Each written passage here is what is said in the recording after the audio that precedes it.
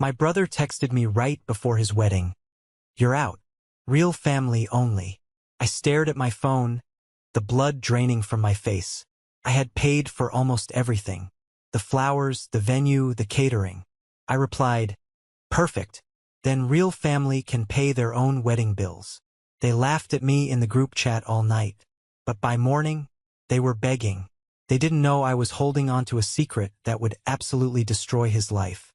Before I tell you what happened, grab a warm glass of water, sit down, and listen to me tell this whole story. I was sitting in the driver's seat of my car, staring through the windshield at the sprawling green lawns of the Oak Ridge Country Club. It was a beautiful Saturday afternoon in early November. The sky was that crisp, sharp blue that only happens right before the weather turns freezing. I could see the white wooden chairs perfectly aligned in rows on the grass. I could see the floral archway swaying slightly in the breeze.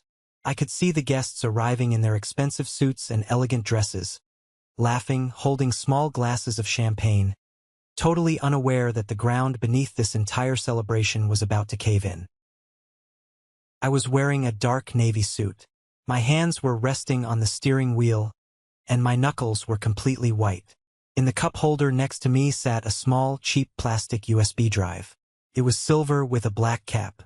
Probably cost $5 at a drugstore, but the video file saved on that drive was powerful enough to blow my entire family apart. I didn't want to be there. I really didn't. If you had asked me 24 hours earlier, I would have told you I was going to spend the Saturday sitting on my couch, ignoring my phone, and trying to forget that I even had a brother. They had made it crystal clear that I was not welcome. They had stripped my name from the guest list, humiliated me in front of our entire extended family, and told me I was nothing to them. But I couldn't stay away, because of Chloe. Chloe was the bride. She was a good woman. She was kind, she was trusting, and she loved my brother, Nathan, with a purity that he absolutely did not deserve. She thought she was marrying a great guy. She thought she was marrying her soulmate. She had no idea that she was walking into a trap, and I was the only person on earth who held the key to let her out. I looked down at the USB drive again. My stomach churned. I'm not a vindictive person. I'm 31 years old. I work as a senior analyst in financial compliance, and my entire life is built around rules, order, and keeping the peace. For my whole life, I was the fixer. I was the guy who cleaned up the messes. If something broke, I bought a new one. If a bill was overdue, I paid it. If a family gathering went sideways, I was the one who swallowed my pride and apologized just to make the screaming stop. They didn't let me be the good guy today. They pushed me into a corner. They took my money, they took my dignity, and then they slammed the door in my face. They thought I would just take it like I always did. They thought I would go home, cry into a pillow, and eventually come crawling back to them with my wallet open. They were wrong. I took a deep breath, grabbed the USB drive, and slipped it into the inside pocket of my suit jacket. The fabric felt heavy against my chest. I opened the car door and stepped out onto the gravel parking lot. The cold air hit my face, waking me up, sharpening my senses. I didn't know exactly how this was going to play out. My plan was simple. Find Chloe, hand her the drive quietly, and walk away. I didn't want a public spectacle. I didn't want to ruin the aesthetic of their perfect day. I just wanted her to know the truth before she signed a legally binding document with a man who was actively betraying her. I started walking toward the venue. My heart was pounding against my ribs like a hammer. Every step felt like walking through deep water. I was terrified, but I was also strangely calm. For the first time in my life, I wasn't acting as my family's safety net. I was the scissors cutting the net to pieces. Let me take you back to where this all started so you can understand why a brother would do something like this. To understand Nathan, you have to understand my parents. My father, Robert, is a man who values appearances above oxygen. My mother, Mary, is a woman who believes the sun rises and sets strictly on her youngest child. Nathan is 3 years younger than me, and from the moment he could walk, he was the golden child. He was charismatic, athletic, and he had the smile that could get him out of anything. I was the opposite. I was quiet, I liked numbers, and I preferred staying in my room reading over going out and being the center of attention. I was the reliable one. In my family, reliable was just a polite word for invisible until we need something. The dynamic was set early on.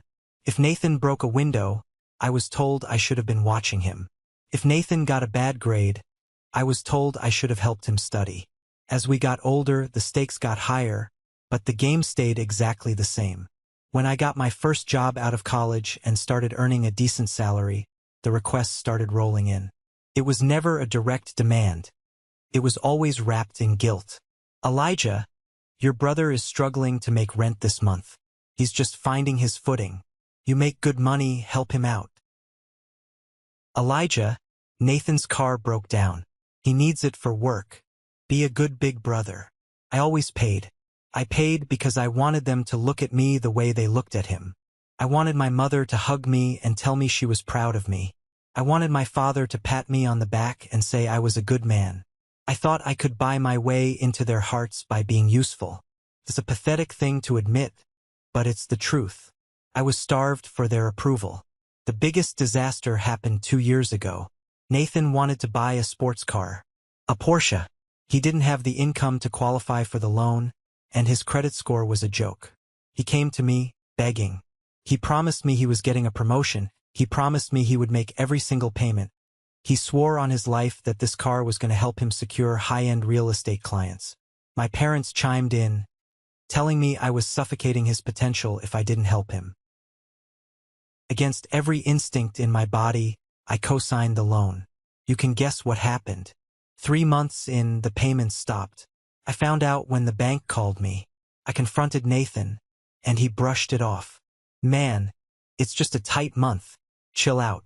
He didn't pay the next month either. My credit score started to tank. I had to step in and start making the $1,000 monthly payments out of my own pocket just to save my own financial future. When I went to my parents about it, my father actually yelled at me. He said, "You make plenty of money, Elijah. Stop hounding your brother, he's under a lot of stress. You're trying to ruin his confidence."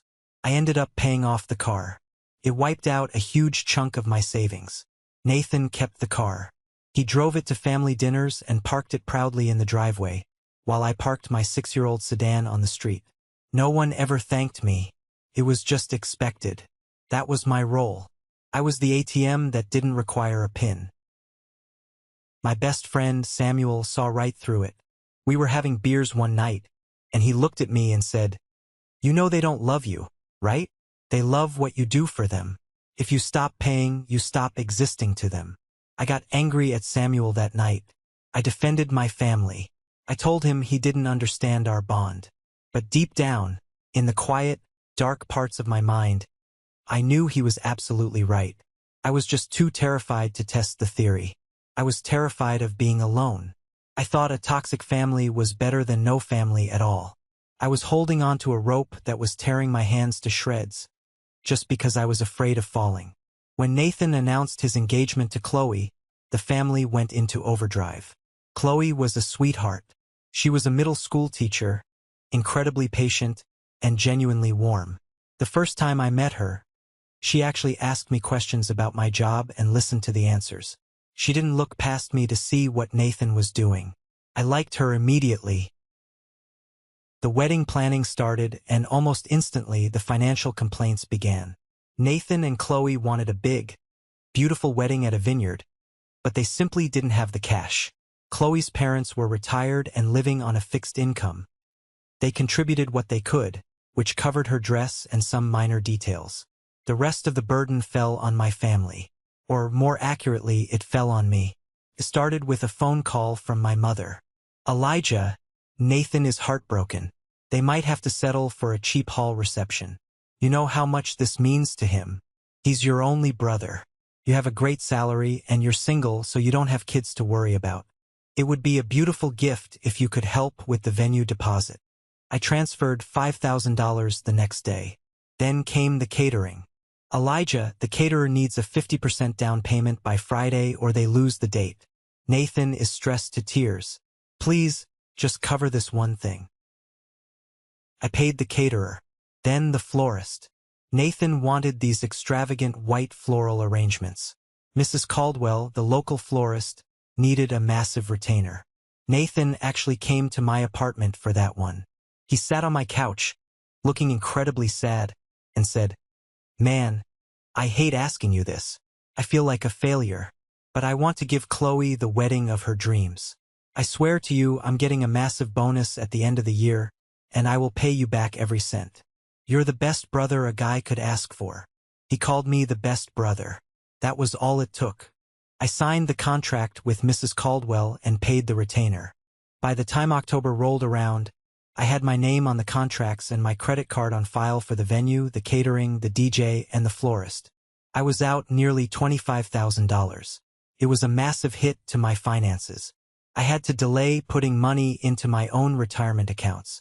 But every time I felt a pang of anxiety, I told myself it was for family.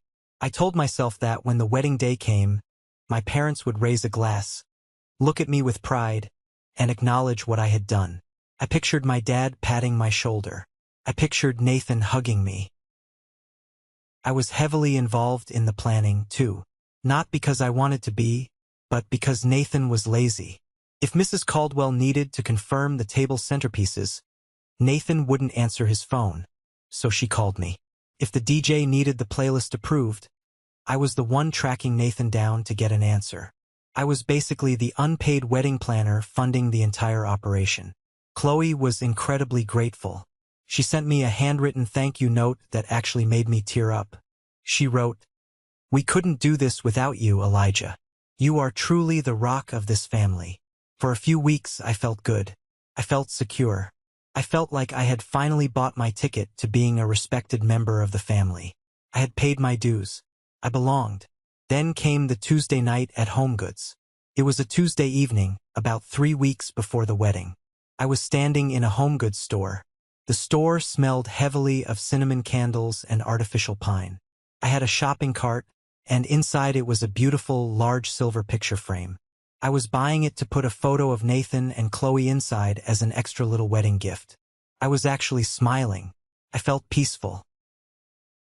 I was standing in line at the register, surrounded by people buying throw pillows and ceramic pumpkins. My phone buzzed in my pocket. I pulled it out, expecting an email from work. It was a text from Nathan. 6 words. "You're out of the wedding. Real family only." I stopped breathing. I literally forgot how to pull air into my lungs. I stared at the screen, reading the words over and over again. "You're out of the wedding. Real family only." I thought it was a joke, a typo, a mistake. I quickly opened the family group chat. There were already a dozen messages flooding in. Dylan, our obnoxious cousin, had sent a laughing emoji. Finally, I thought we'd have to deal with Mr. Buzzkill all weekend. Aunt Patricia, my mother's sister, replied, "It's for the best, Nathan. We want the energy to be fun and light. Elijah always brings the mood down." Then Nathan typed, "Yeah, I just don't want his depressing vibe ruining my big day.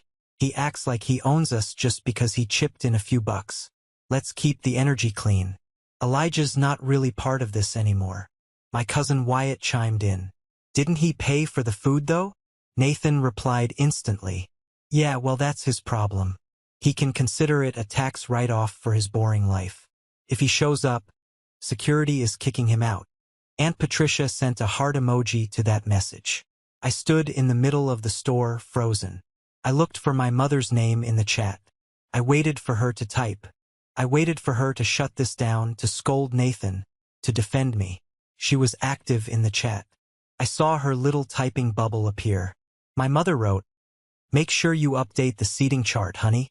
We can give Elijah's seat to Uncle Dave." My heart physically hurt. It felt like a hot knife being twisted right in the center of my chest.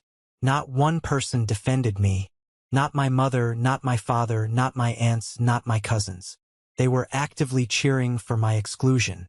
And the phrase "real family" only echoed in my head until it was deafening. I wasn't real family. I was just the wallet. And now that the bills were paid, the wallet was being discarded. A woman behind me in line cleared her throat.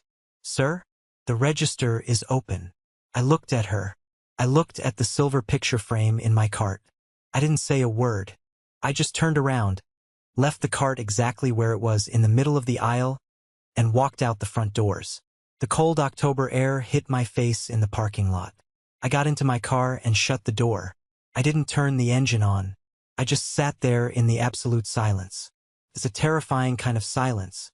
The kind where you can hear your own blood rushing in your ears. I didn't cry. I was too shocked to cry.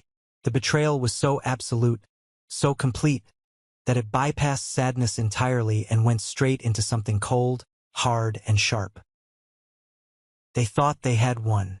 They thought they had secured my money and successfully kicked me out of the picture. They thought I was going to crawl into a hole and accept my humiliation. I pulled my phone out. The group chat was still pinging with jokes at my expense. I stared at Nathan's message. Acts like he owns us just because he chipped in a few bucks.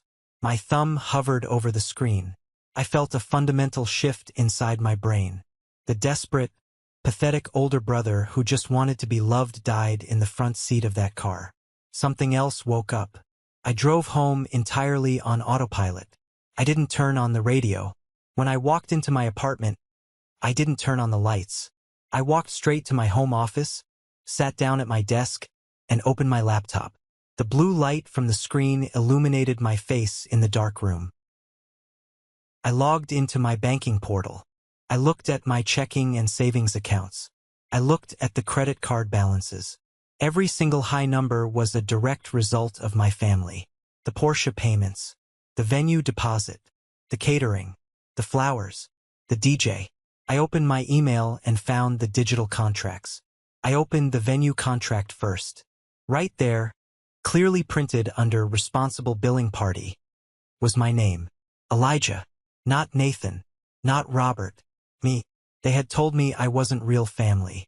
They told me I was out of the wedding. Okay, fine. I found the cancellation link for the venue. It brought up a warning screen. Are you sure you want to cancel this event? You will forfeit your 20% non-refundable deposit. My hand trembled slightly on the mouse. 20% was a lot of money. Canceling meant I was burning cash. It meant I was severing the tie permanently. A small, pathetic voice in the back of my head whispered, "If you do this, they will never forgive you. You will lose them forever." I gritted my teeth. My jaw was locked so tight it ached. I pictured Dylan's laughing emoji. I pictured my mother giving my seat to Uncle Dave. I pictured Nathan calling my contribution a tax write-off. I clicked Confirm Cancellation. A green checkmark appeared. The venue was gone. I didn't stop. I opened the catering portal. I clicked Cancel. Forfeit the fee? Yes. Done. The food was gone. I opened the DJ's contract. Emailed him directly. Event canceled due to lack of funds from the groom. Please release the date. Sent. The music was gone. Then came Mrs. Caldwell, the florist. She was a sweet older lady, and I didn't want to mess up her schedule through an automated system. I picked up my phone and called her directly. It was late, but she answered. "Elijah, is everything okay?" she asked, sounding concerned. "Mrs. Caldwell, I'm so sorry to call you this late." My voice was shockingly steady, devoid of any emotion. "I need to cancel the floral order for the wedding. Immediately." There was a pause. "Oh my goodness. Did the wedding get called off?" "No," I said coldly. "The groom just informed me that I am no longer part of the family, and therefore my financing for the event has been permanently withdrawn. Keep the deposit for your trouble, but do not deliver a single flower." "Elijah, I understand. The order is canceled." "I'm so sorry, dear." "Thank you, Mrs. Caldwell." I hung up. It took me less than 20 minutes to systematically dismantle a wedding that took 6 months to plan. I sat back in my chair. The trembling had stopped. My chest felt incredibly light, like a massive stone had been lifted off my ribs. I picked up my phone. The group chat was still active. Aunt Patricia was now discussing the color of her hat. I typed my first message of the night. "Fine. Then real family can cover their own bills." I didn't wait for a response. I started attaching the PDF files of the cancellation confirmations. Venue, cancelled. Catering, cancelled. Florist, cancelled. DJ, cancelled. I let the documents hit the chat like artillery shells. Bam, bam, bam, bam. Then I typed one final sentence. Good luck with the clean energy. I turned my phone completely off, threw it onto the sofa, went into my bedroom, and fell asleep instantly. It was the best sleep I had gotten in 2 years. When I woke up the next morning, I made myself a cup of coffee. I took my time. I stood by the kitchen window, watching the traffic below, sipping the hot, bitter coffee. I felt utterly invincible. Then I turned my phone on. It exploded. The notifications flooded the screen so fast the phone actually froze for a few seconds. 42 missed calls. Over 200 text messages. The group chat, which had been a comedy club the night before, had turned into a burning building. I scrolled to the top of the morning's messages to read the progression of their panic. Nathan, 7 a.m. Wait, what is this? Elijah, what the hell did you do? Nathan, 7:15 a.m. The venue just emailed me. They said the reservation is cancelled. Elijah, pick up your damn phone. Aunt Patricia, 7:30 a.m. Elijah, this isn't funny. Stop throwing a tantrum. Nathan, 8 a.m. The caterer is gone too. Are you insane? You can't do this. You're ruining my life. I smiled. Cold, hard smile. Then my phone started ringing in my hand. It was my mother. I watched the screen light up. Usually, I would answer on the first ring, terrified of making her angry. This time, I let it ring 4 times before I hit accept. Hello, I said casually. Elijah Thomas. My mother screamed into the phone. Her voice was shrill, completely unhinged. What is wrong with you? You need to call those vendors right now and fix this. You fix this right now. I can't, I said calmly. I'm not real family. I shouldn't be involved in family business. Stop acting like a child, she snapped. Your brother was just stressed. He was blowing off steam. You do not blow up a family event out of spite. You are acting like a bitter, jealous monster. Spite, I repeated, my grip tightening on the mug. Mom, you guys laughed while he humiliated me. You gave my seat away to Uncle Dave. I'm just respecting Nathan's wishes. He didn't want my depressing vibe there. Now he doesn't have it. Or my money. You are ruining his big day because your feelings got hurt. It's not always about you, Elijah. Call the bank. No, I said. Excuse me? I said no. Have Nathan pay for it. He's got that big bonus coming, right? She started sobbing. Fake, dramatic sobs meant to guilt-trip me. How could you do this to your own blood? You're tearing this family apart. You tore it apart, Mom. I just stopped paying the rent on the illusion. I hung up. Not 2 minutes later, my father called. I answered. Elijah. My father's voice was low, rumbling with authority. The voice that used to make me shrink. You are embarrassing this family. You are humiliating us in front of Chloe's parents. I am ordering you to reinstate those contracts. Did you read the chat, Dad? I asked. Did you read what he said about me? Words are words. You are brothers. You don't take the nuclear option over a joke. He was yelling now. You always do this. You hold your money over our heads like a weapon. You're acting like a bitter ex-wife in a divorce. Fix it, or so help me God, you are dead to me. I let his threat hang in the air for a second. The old me would have panicked. The old me would have begged for forgiveness. You can't fire me, Dad, I said softly. I quit. I hung up on him, too. A few hours later, Mrs. Caldwell called me back. She sounded shaken. Elijah, your brother Nathan just called the shop. He was screaming at my staff. He tried to give us your old credit card number over the phone to force us to reinstate the order. My jaw dropped. The absolute audacity. Did it go through? No, she said. I told him the card was blocked and the contract was in your name. He threatened to sue me. I am so sorry, Mrs. Caldwell. Please block his number. He tried to steal from me. He tried to use my old card data to force the payment. The gloves weren't just off. They were incinerated. Later that afternoon, the adrenaline started to wear off, leaving me feeling exhausted. I was sitting on my couch, scrolling mindlessly through social media, when a post from Chloe popped up on my feed. It was a picture of her and Nathan from a few months ago. The caption read, "Going through a major crisis right now with the wedding venue and vendors. Please keep us in your prayers. Nathan is working so hard to fix this. I love him so much. He's my rock." My stomach plummeted. She had no idea. Nathan was probably spinning a massive lie, telling her the vendors went bankrupt or that I had stolen the money from them. She was defending a man who was actively manipulating her. Looking at her innocent, smiling face in that photo triggered a memory I had buried deep down. A memory from New Year's Eve almost 9 months ago. Nathan had thrown a party at his apartment. I was there, keeping a low profile, mostly nursing a beer in the corner. Around 1 a.m., the party was winding down. I went down the dark hallway to find the guest bathroom. As I walked past the spare bedroom, I heard voices. The door was cracked open about 2 inches. The light was off, but the street lamp outside illuminated the room just enough. I saw Nathan, and I saw Jessica. Jessica was Nathan's ex-girlfriend, a toxic, manipulative woman he had dated in college. They were tangled up together on the bed. I froze in the hallway, completely paralyzed by shock.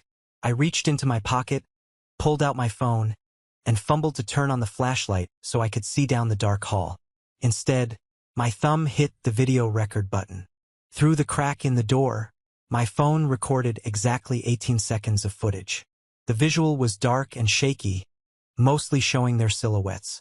But the audio was perfectly, devastatingly clear. I heard Jessica laugh. A low, mocking sound. "What about Chloe? Doesn't she think you're getting married?" Nathan scoffed.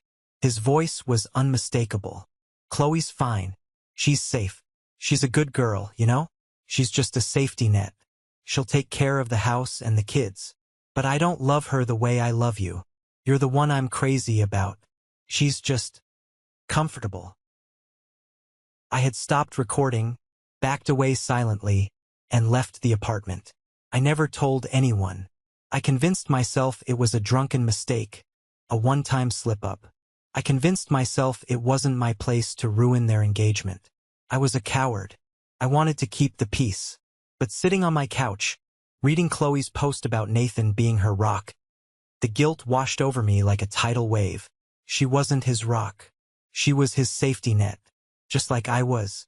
We were both just resources to him. He was going to use her, drain her, and probably cheat on her for the rest of her life. I opened the hidden folder on my phone. I clicked the video. I listened to Nathan's voice call her a safety net. This wasn't just about my money anymore. This wasn't just about me getting revenge for being kicked out. This was about saving a decent woman from signing her life away to a sociopath. My phone buzzed. A text from my cousin Wyatt. "Hey man, checking in. That was brutal what Nathan said. You okay? You're not gonna do anything crazy, right?" Wyatt had never checked on me a day in his life. He was fishing for information. He wanted to report back to Nathan. I typed back, "I'm fine, Wyatt. I'm completely done." I knew Wyatt would screenshot that and send it to Nathan. Let them think I was backing down. Let them think the storm was over. The next evening, there was a violent pounding on my apartment door. I looked through the peephole. It was Nathan. He looked awful. His hair was messy, his eyes were bloodshot, and he was pacing like a caged animal. I opened the door, leaving the security chain attached. "What do you want?" "Open the damn door, Elijah," he hissed, trying to shove it open, but the chain caught it. "You think you're so smart? You think you can just ruin my life and hide?" "You ruined your own life, Nathan," I said smoothly. "I just stopped funding it." "Chloe is crying her eyes out," he yelled, pointing a finger at me through the gap in the door. "We have no venue. We have no food. Do you have any idea how embarrassing this is? Her parents are asking questions. You have to wire the money to my account right now so I can book a new place." "I'm not asking. I'm telling you." I actually laughed. A harsh, dry sound. "Are you insane? You humiliate me, kick me out of the family, tell everyone I'm a loser, and now you're demanding a wire transfer? You really are delusional. His face twisted with pure rage. You are pathetic. You know why nobody defended you? Because nobody likes you. You buy people because you have no personality. You're a sad, lonely loser who's jealous that I found someone to love me, and you're gonna die alone. I will sue you for breach of verbal contract. I will ruin you. I looked at him, really looked at him. I searched his face for any sign of a brother, any sign of guilt, or remorse, or love. There was nothing, just a parasite angry that the host had cut off the blood supply. You don't love Chloe, I said quietly. Nathan froze. His eyes darted nervously for a fraction of a second. What the hell are you talking about? Of course I do. You don't, I repeated. You just love what she does for you. She's a safety net, right? His face went pale. He recognized the phrase. He didn't know how I knew it, but he recognized it. Shut up, he muttered. Have a great wedding, Nathan. Try not to serve the guests tap water.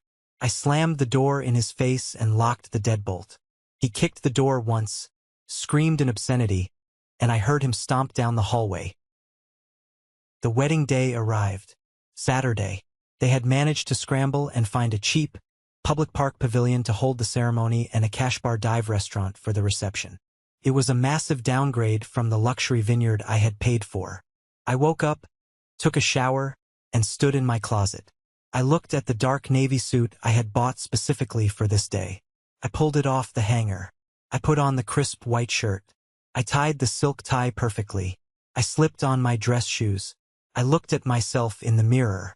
I looked sharp. I looked like a man in control. I walked over to my desk and picked up the cheap, plastic USB drive. I had copied the 18-second video from my phone onto the drive. I had put the drive inside a small, white envelope. On the front of the envelope, I wrote in neat handwriting, "For Chloe, please watch alone." My plan was not to cause a scene. Despite everything, I didn't want to humiliate Chloe in front of her friends.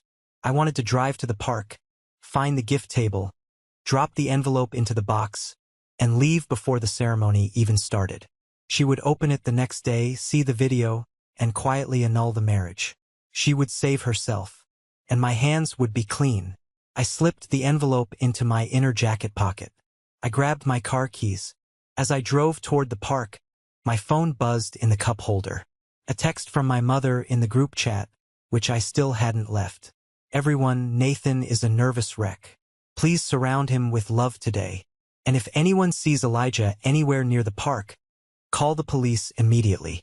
He is unhinged. I gripped the steering wheel tighter. Unhinged. They take my money, betray me, insult me, and now I'm the crazy one.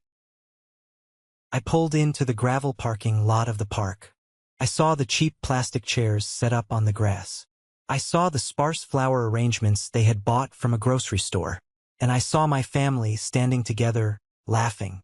I touched the envelope in my pocket. I was going to be a ghost. I was going to drop it and run.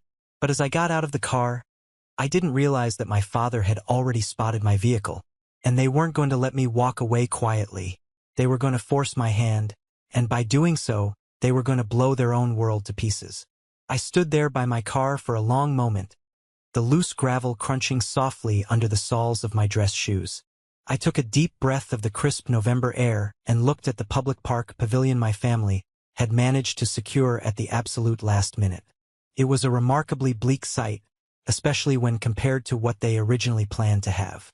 The luxury vineyard I had initially paid for featured rolling green hills, crystal chandeliers hanging from vaulted wooden ceilings, and a massive mahogany dance floor that gleamed under warm ambient lighting. This place had a cracked concrete floor with weeds growing through the fissures, chipped green picnic tables pushed to the sides, and a few strands of cheap string lights hung haphazardly over rows of folding plastic chairs. They had purchased sad-looking grocery store flower bouquets and shoved them into mismatched glass jars. It looked exactly like what it was. A desperate, drastically underfunded backup plan thrown together by people who suddenly realized they actually had to pay for their own lives. I patted the inside pocket of my tailored navy jacket to make sure the small white envelope with the USB drive was still there. It was. My plan was completely foolproof in its simplicity. I was going to walk up to the gift table, drop the envelope into the card box, turn right around, walk back to my car, and drive out of their lives forever. Chloe would find it tomorrow morning. She would plug it into her laptop, watch the horrible video, and quietly annul the marriage or file for a rapid divorce before their lives became too legally and financially entangled. It was a clean exit. It was a quiet exit. I was trying to save her without becoming the villain of the day. But I did not even make it halfway to the table. "What exactly do you think you are doing here?" The voice cracked through the cold afternoon air like a leather whip. I stopped in my tracks and turned around slowly. It was my father, Robert. He was wearing a charcoal gray suit that looked a little too tight around the shoulders, and his face was flushed a dark, aggressive red. He marched over to me, stepping right into my personal space, puffing his chest out to try and use his height to intimidate me. It was the exact same physical bullying tactic he used when I was a teenager to force me into submission. "I am dropping off a wedding gift," I said. My voice was completely steady. I was actually surprised by how incredibly calm I felt in that moment. My heart was not racing anymore. My palms were not sweating. I was just looking at an angry, bitter old man who had lost his absolute control over me. "You are not dropping off anything?" my father hissed, pointing a thick, calloused finger directly at my chest. "You are a pathetic, miserable party crasher. You tried to ruin your brother's life because you are greedy and bitter. You are no son of mine. Turn around, get in your car, and get off this property before I have your uncles physically drag you out of here and throw you onto the street." Before I could even process a response to his ridiculous threat, Nathan noticed the commotion near the parking lot and came jogging over. He was wearing a rented black tuxedo, but he looked incredibly disheveled. His hair was messy, and he had dark circles under his eyes. He looked severely stressed. But the second he saw me standing there, his eyes lit up with this arrogant, nasty spark of triumph. He genuinely thought he had won the war.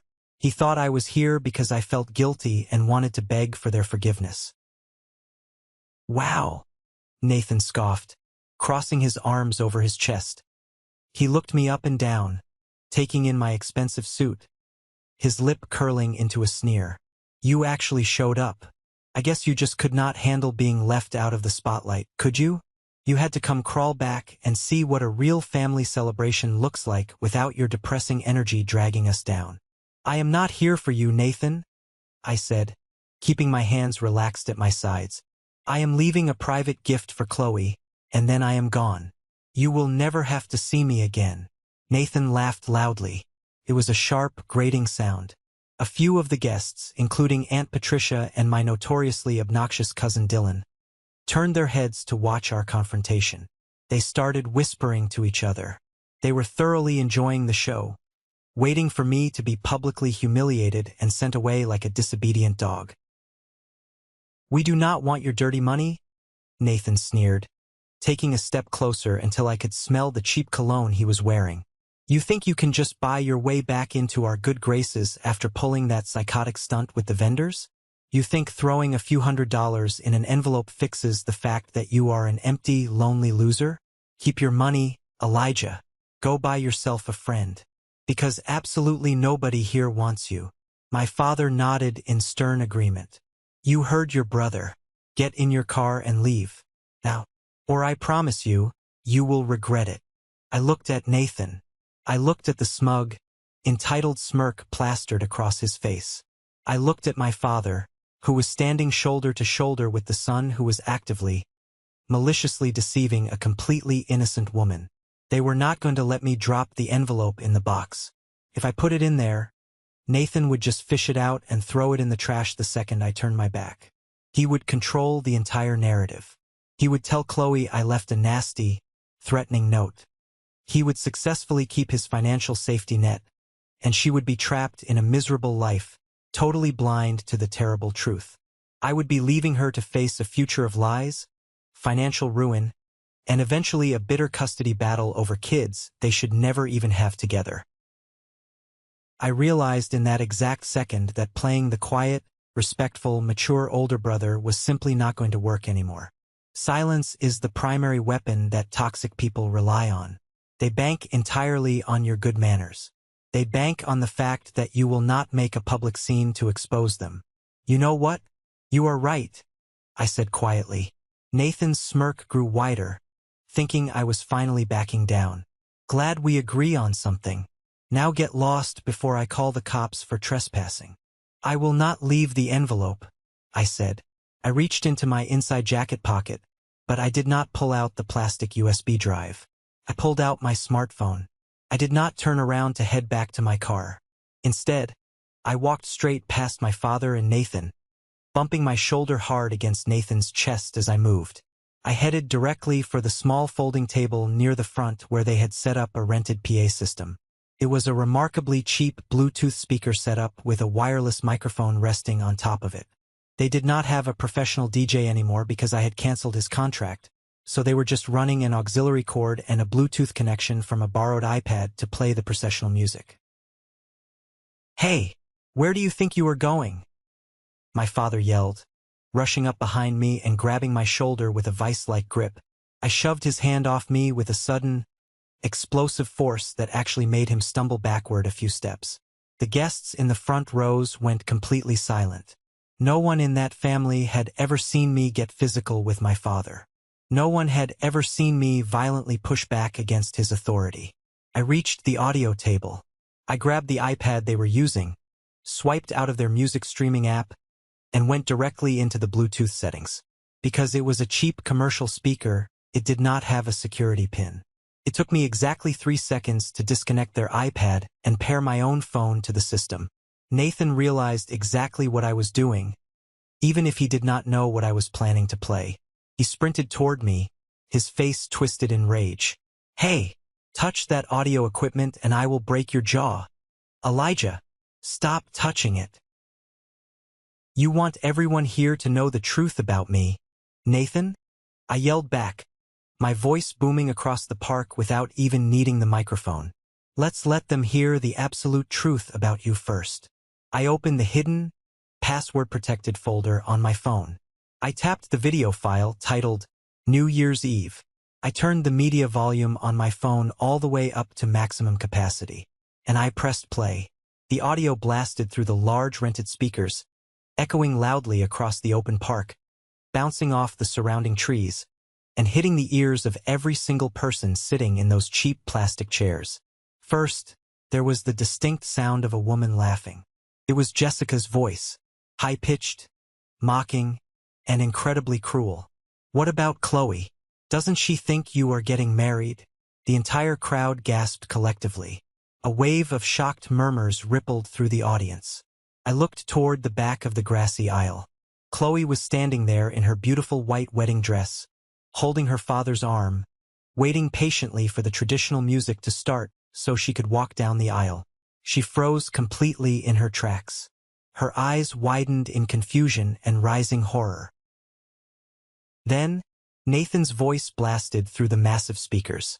It was loud, perfectly clear, and dripping with unbearable arrogance. "Chloe is fine. She is safe. She is a good girl, you know? She is just a safety net. She will take care of the house and the kids. But I do not love her the way I love you. You are the one I am crazy about. She is just comfortable." The short video ended. The 18 seconds of devastating audio stopped abruptly. The silence that fell over that public park was the heaviest, most suffocating silence I have ever experienced in my entire life. It felt like all the oxygen had been sucked out of the atmosphere. You could hear the faint sound of cars on the distant highway. You could hear the wind rustling the leaves. But nobody breathed. I looked directly at Nathan. His face had lost every single ounce of color. He looked like a reanimated corpse. His jaw was slack, his mouth hanging open, and his eyes were wide with pure, unadulterated terror. He looked from the black speakers to me, and then slowly, agonizingly, he turned his head to look at the back of the aisle where his bride was standing. Chloe was shaking violently. She dropped her grocery store bouquet on the grass, the cheap flowers scattering across the dirt. Her father, a large, incredibly intimidating man who worked decades in commercial construction, let go of her arm. He cracked his neck, clenched his fists so hard his knuckles turned pure white, and started walking down the center aisle toward Nathan with the purposeful stride of an executioner. "Chloe, wait!" Nathan stammered. His voice was completely pathetic, reducing to a high-pitched, desperate squeak. He held his hands up in a gesture of surrender, backing away from the altar. "Chloe, please, it is not what you think. That is old. That audio was manipulated. He faked that." He pointed a violently shaking finger at me, tears of panic welling in his eyes. "He faked it. Elijah hired someone to do an AI voice clone. He is just trying to ruin us because he is jealous." Nobody bought it. Not a single person in that crowd believed him for a second. The inflection, the specific phrasing, the laugh, it was undeniably Nathan. Chloe did not cry. That was the most amazing and powerful part of the entire scene. She did not break down sobbing. She did not scream. She looked at him with an expression of pure, concentrated disgust. She lifted the heavy skirt of her wedding dress, marched right past her father, and walked directly up to the altar, completely ignoring the shocked whispers of the guests. "A safety net," she said, her voice shaking with barely contained rage. "You used my personal savings to pay off your credit cards last month. You told me you needed help because of a banking error. You told me I was your equal partner. I am your partner," Nathan begged, suddenly falling to his knees. He literally fell to his knees in the dirt in his cheap tuxedo, grabbing at the hem of her dress. "I love you. That was a stupid mistake. It was just Jessica. She means absolutely nothing to me. I swear to God." He confessed right there in front of 100 people. In his blind panic, he admitted it was Jessica in the recording. He permanently proved the tape was entirely real and destroyed his own flimsy AI defense. Chloe's father finally reached the altar. He did not yell. He did not throw a physical punch, although I know he wanted to. He just looked down at Nathan kneeling in the grass and said in a low, terrifying growl, "If you ever contact my daughter again, I promise you, they will never find your body." Then he gently took Chloe by the shoulders, turned her around, and walked her back down the aisle. Her 4 bridesmaids followed immediately, glaring daggers at Nathan as they passed. The entire bride's side of the family stood up in perfect unison and began walking silently toward the parking lot. It was a mass exodus. The wedding was officially over. My mother broke the silence. She ran out from the front row, dropping to her knees next to Nathan in the dirt, throwing her arms around him and trying to shield him from the stairs. She looked up at me, mascara running down her face in dark streaks. "How could you do this?" she screamed, her voice cracking. "You ruined his life. You ruined our family. You are a monster." I stood by the speaker system. I calmly disconnected my phone from the Bluetooth and slipped it back into my pocket. "I did not ruin anything, Mom," I said smoothly, making sure my voice carried over her sobbing. "I just finally showed you who you have been fiercely protecting all these years. He is not a golden child. He is a parasite, and I am finally done feeding him my blood." I turned around and walked away from the altar. I walked slowly through the grass, past the completely empty white chairs on the bride's side of the aisle, and headed straight for my car. Not one person tried to stop me.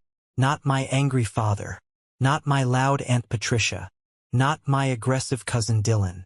The exact same people who had spent the entire previous night roasting me in a group chat, calling me a pathetic loser, and telling me I was not real family, just watched me walk away in absolute, stunned silence. They had absolutely nothing left to say.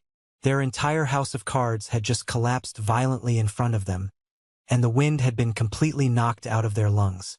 I reached my car, unlocked the doors, and slid into the driver's seat. I closed the heavy door, instantly shutting out the faint, pathetic sounds of my mother crying in the distance. I gripped the steering wheel with both hands. I sat there for a minute, waiting for the emotional crash. I expected to feel incredibly sad. I expected to feel a massive wave of guilt, or remorse, or even a full-blown panic attack.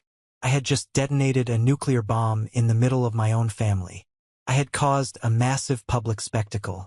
Everything my father had always warned me against doing, I had just done with brutal efficiency.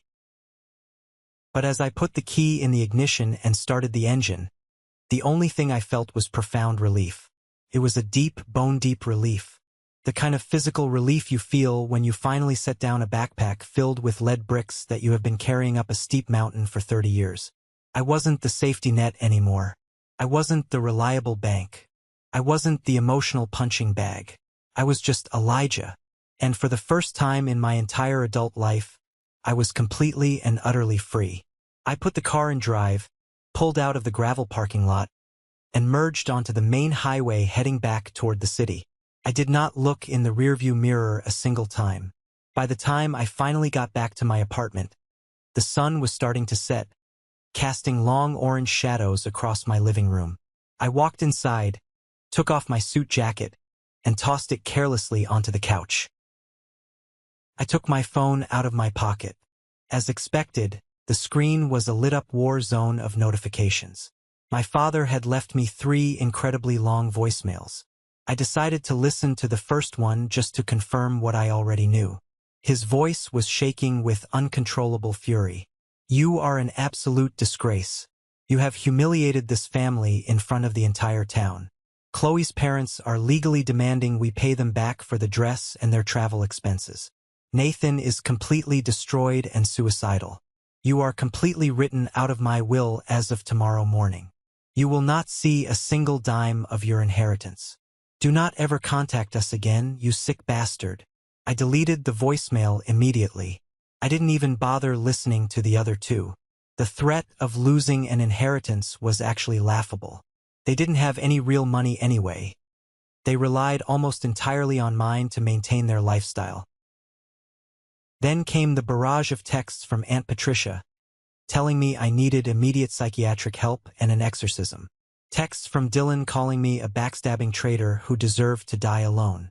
I did not reply to a single one of them. Instead, I went into my phone settings and started blocking numbers systematically. I blocked my father. I blocked my mother. I blocked Nathan, Patricia, Dylan, Wyatt, and every single extended relative who had ever asked me for a favor or taken their side. I wiped my contacts completely clean. But I knew simply blocking their phone numbers was not going to be enough. I needed strict legal separation. I needed to build an impenetrable fortress around my life so they could never force their way back in. First thing Monday morning, I called a highly recommended lawyer in the city. I explained the entire financial situation with the luxury Porsche that I had foolishly co-signed for Nathan 2 years ago. My lawyer advised me that since I was the primary financier on the paperwork and Nathan had completely defaulted on his portion of the verbal and written agreement, I had full legal rights to repossess the vehicle. We drafted a formal, aggressive cease and desist letter, demanding that Nathan surrender the vehicle to a specific dealership by Friday to be sold, so I could recoup my financial losses, or face immediate legal action for grand theft and financial fraud. It was a cold, incredibly calculated move, but my family had spent 30 years teaching me exactly how to be cold. Within 4 days, Nathan dropped the car off at the dealership. He didn't even try to put up a fight. He was far too busy dealing with the catastrophic fallout from Chloe's angry family, who were aggressively threatening to sue him for the thousands of dollars they had wasted on the wedding preparations. I sold the Porsche back to the dealer, paid off the remaining balance of the massive loan, and took the small amount of equity left over and put it straight into my high-yield savings account. I contacted my building manager and changed the deadbolt locks on my apartment door. I updated my emergency contacts at work to remove my parents.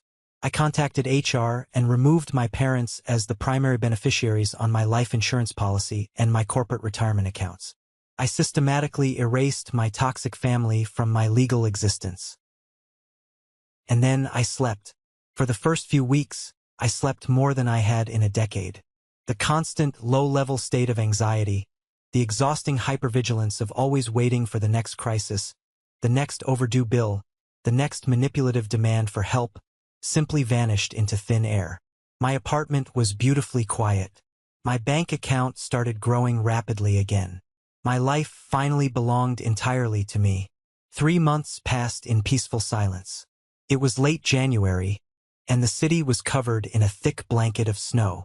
The holidays had come and gone, and I had spent them completely alone. I didn't put up a Christmas tree. I didn't buy any presents. I didn't attend any awkward parties. I just worked hard, went to the gym, cooked healthy meals, and enjoyed the absolute peace and quiet of a life completely devoid of drama. One freezing evening, I came home from the office and checked my metal mailbox in the lobby. There was a small, high-quality cream-colored envelope mixed in with the utility bills and grocery store junk mail. The handwriting on the front was neat, elegant, and vaguely familiar. There was absolutely no return address on the corner. I carried it upstairs and opened it while standing in my kitchen. It was a handwritten letter from Chloe. It read, "Elijah, I didn't know exactly how to reach out to you, so I mailed this to your old address hoping it finds its way to your hands. I wanted to wait until the dust finally settled and the lawyers were finished before I wrote this. I just want to thank you.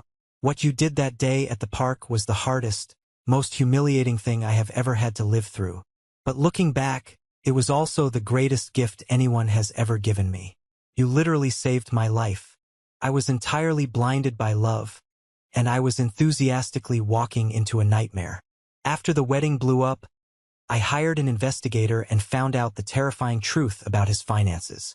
Nathan had been secretly trying to forge documents to convince a bank to let him take out a massive second mortgage on my townhouse to pay off his hidden credit card debt and to fund the luxury honeymoon he promised me. He was going to completely bankrupt me and ruin my credit before we were even legally married. He told everyone in town that you were the crazy, jealous brother, but you were the only person brave enough to tell the truth. I know exactly what it cost you to stand up to your parents like that. I know you lost your entire family that day, but please know that you did the absolutely right thing. You are a truly good man, Elijah. You protected a stranger when your own blood wouldn't. I wish you nothing but the absolute best in life. With endless gratitude, Chloe." I stood in my kitchen, reading that letter 3 or 4 times until the words blurred. A heavy lump formed in my throat, and for the first time since this entire nightmare began, I actually cried. I didn't cry for my parents, and I certainly didn't cry for Nathan. I cried because the heavy, lingering burden of guilt I had been secretly carrying, the tiny, irrational voice whispering that maybe I really was a terrible monster for ruining a wedding, finally went completely silent. I had saved her, and in the process of saving her, I had finally saved myself. That powerful letter was the exact catalyst I needed to finally start healing my mind properly. The very next week, I booked an initial appointment with a licensed therapist. I knew I had deep, complex, unresolved issues. You simply do not spend 30 years acting as a human ATM for people who actively despise you without developing some serious psychological scarring and codependency issues. My therapist was a brilliant older guy named Dr. Harris. He didn't sugarcoat things, and he didn't let me play the victim. During our third intense session, I was venting angrily about my parents. I was telling him about the massive college fund my parents had promised me when I was in high school, which they later secretly drained to pay for Nathan's expensive out-of-state tuition, leaving me to take out massive student loans that took me years to pay off. I just do not understand why they couldn't love me the exact same way they loved him, I said, staring at the pattern on his office rug. I did everything perfectly right. I got the good grades. I got the respectable corporate job. I stayed out of legal trouble. Why wasn't I ever enough for them? Dr. Harris looked at me over the rim of his glasses. Elijah, you are continually trying to find logic in a system that is fundamentally built on dysfunction. Your parents didn't value you less because of your inherent worth as a human being. They valued you exactly as much as they needed to in order to extract your resources. You were the capable one. Capable, independent people do not get coddled in toxic family dynamics. They get used. They become the designated workhorses. I sat back in my chair and let that painful truth sink in. You are grieving right now, he continued quietly, his voice full of empathy. But you need to realize exactly what you are grieving. You aren't grieving the family you lost that day at the park. It felt like attending a funeral for a family that was still breathing. But the truth is, you are grieving the family you never actually had. You are mourning the illusion of a loving mother and a protective father. Once you finally let go of the desperate fantasy that they will one day wake up, apologize, and appreciate you, you will finally be free. It was an incredibly hard pill to swallow. It meant accepting the brutal reality that my parents were fundamentally broken people who were never, ever going to change. It meant accepting that my brother was a dangerous narcissist who only viewed people as stepping stones to get what he wanted. But accepting the ugly truth was the only possible way to move forward. I stopped wishing for an apology letter that was never coming. I stopped checking my blocked messages folder in moments of weakness just to see if they had tried to reach out. I let them go entirely. I buried the toxic idea of my family, and I started focusing 100% of my energy on my own future. The next major emotional milestone was Thanksgiving. It had been exactly 1 full year since the wedding incident at the park. I didn't order cheap takeout like I used to when I was depressed. I went to the upscale grocery store and bought a massive turkey, expensive stuffing, fresh cranberries, the whole traditional deal. I spent the entire Thursday cooking in my kitchen, smelling the incredible aromas filling my apartment. I had football playing loudly on the television. I poured myself a generous glass of very expensive, aged bourbon that I bought just to celebrate my independence. As I sat down at my dining table to eat the feast I prepared, my phone buzzed. It was a text message from Samuel, my best friend. We had grown so much closer over the past year. He had been my absolute rock through the whole legal and emotional process. Samuel wrote, "Happy Thanksgiving, brother. Just heard through the local grapevine that Nathan got officially fired from his real estate firm for lying on client financial documents. He is completely broke and moving back into your parents' basement today. Talk about a bullet dodged." I read the text slowly. A year ago, reading that information would have sent me into a blind panic. I would have felt the overwhelming, conditioned urge to call my parents, to offer a generous cash loan, to fix the problem before it ruined their holidays and caused my mother to cry. Now, I felt absolutely nothing, just a mild sense of pity for the miserable bed they had made for themselves. I replied to Samuel, "Happy Thanksgiving, man. See you for golf on Sunday morning." I put my phone face down on the wooden table. I picked up my silver fork and took a bite of my dinner. It was genuinely the best meal I had ever tasted. I looked around my apartment. I realized it was getting a little too small for me. With the major promotion I had recently earned at work, and the significantly higher salary I was taking home now that I wasn't funding my family's lavish lifestyle, I had more than enough cash saved for a 20% down payment. I decided right then and there that I was going to buy a house. A big house with a fenced-in yard. A house where I set the rules. A house where only people who genuinely respected me and loved me for who I was were allowed to enter. It has been exactly 3 years since that chaotic day at the park. I bought that house I promised myself. It has a beautiful wraparound porch and a huge, modern chef's kitchen where I love to cook. I adopted a dog from the local shelter, a goofy golden retriever named Buster who greets me at the door every single day like I am the greatest person on earth. I earned another massive promotion at my financial firm, becoming a junior partner, and I am currently dating a truly wonderful, independent woman who doesn't ask me for a dime and insists on aggressively splitting the check every time we go out to dinner. I haven't spoken a single word to my parents or my brother in 36 months. I heard through distant, gossiping relatives that my father had a minor health scare involving his heart last year. My old, toxic instincts flared up for a brief second when I heard the news, a phantom pain of guilt, but I quickly and ruthlessly suppressed them. I am not their safety net anymore. They made their choice. They chose the golden child, and now they get to deal with the exhausting, expensive consequences of raising a man who only knows how to take and destroy. If you are listening to this story right now, and my experiences sound a little too painfully familiar to you, I need you to hear me loud and clear. Being someone's financial or emotional safety net is absolutely not the same thing as being genuinely loved by them. Generosity is a beautiful, admirable trait, But when you give your hard-earned resources to people who view your sacrifices as a basic entitlement, you are not helping them grow. You are just actively participating in your own destruction. You simply cannot buy loyalty. You cannot buy respect. And you absolutely cannot buy a place in a family that insists on making you earn your seat at the dinner table every single day with your wallet. If you find yourself constantly paying the bill just to keep the fragile peace, stop paying. Let the peace shatter into a million pieces. Watch how quickly their supposed love turns into vicious anger when you finally say the word no. That anger is all the proof you will ever need that you made the exact right decision. Walk away. Build your own beautiful life. Because the peace you find sitting alone in an empty room is worth 100 times more than sitting at a crowded table full of people who only value you for what you can give them. Thank you for sticking around and listening to my story today.